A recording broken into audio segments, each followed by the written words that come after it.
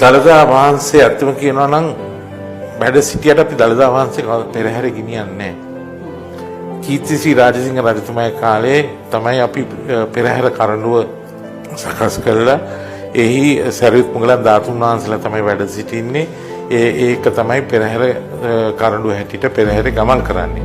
නමුත් දළදා වහන්සේ පෙරහැරේ අපි ගමන් කරන්නේ නැහැ. නමුත් දළදා වහන්සේ වැඩ සිටිනවා දළදා මාලිගාවේ කරඬු 7ක් ඇතුලේ.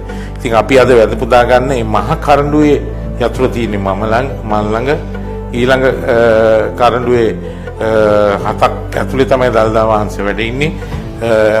ඊළඟට මල්වත මහානායක හාමුදුරුවන් ළඟ යතුරු තියෙනවා. ඊළඟට අස්කිරිය මහානායක හාමුදුරුවන් ළඟ යතුරු තියෙනවා. ඉතින් අපි තුන් දෙනාම එකතු වුණොත් පමණයි දළදා වහන්සේ එළියට වඩම්මන්න පුළුවන් වෙන්නේ.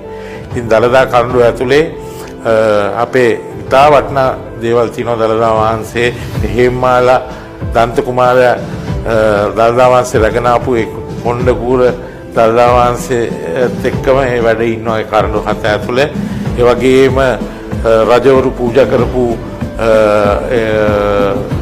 රජවරුන්ගේ ආභරණ කුණ්ඩල ආභරණ එතකොට රජුරුන්ගේ දිවිසෙන මාලේ සියල්ලම දළදා වහන්සේට පූජා කරලා තියෙන්නේ. ඒ පමණක් නෙමෙයි දළදා වහන්සේගේ දූවිලි පිහින්ද කීර්තිශ්‍රී රාජසිංහ රජතුමාගේ කෙස් වලින් සකස් කරපු මුසුන්නක් තියෙනවා. ඒ වගේ භක්තියෙන් තමයි රජවරු දළදා වහන්සේට සේවය කරේ. ඒ වගේම දළදා වහන්සේට බුද්ධ පූජාව තියන්න වෙනම රම් පාත්‍ර 4ක් තියෙනවා. කීර්තිශ්‍රී රාජසිංහ රජතුමා හදලා පූජා කරලා. ඒ වගේම රත්තරන් කෙන්ඩි සේවාව සඳහා පැන් වැඩීම සඳහා. ඒ වගේ සෑම දෙයක්ම රජතුමා විසින් සකස් කළා. රජුමයි හේමක් අද අරගෙන දළදා වහන්සේට පූජා කරන්නේ.